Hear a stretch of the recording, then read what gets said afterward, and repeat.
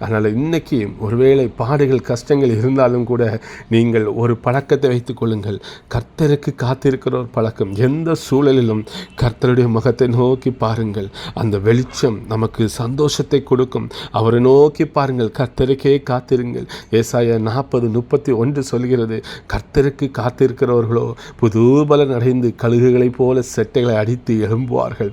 அவர்கள் ஓடினாலும் இளைப்படையார்கள், நடந்தாலும் சோர்ந்து போகார்கள். அதனால் இன்னைக்கு நாம் கழுகுகளைப் போல மறுபடியும் நீங்கள் ஒவ்வொருவரும் செட்டைகளை அடித்து உயர எழும்ப முடியும்.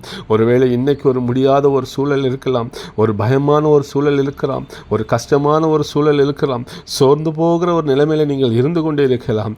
நீங்கள் கர்த்தருக்கு உண்மையாக காத்திருக்கிற பொழுது நிச்சயமாக ஆண்டவர் ஒரு நாள் கழுகுகளைப் போல செட்டைகளை அடித்து எழும்ப வைப்பார். கர்த்தருடைய வசனம் சொல்கிறது. அதனால் கஷ்டமான சூழலில் சோர்ந்து போகாதீங்க.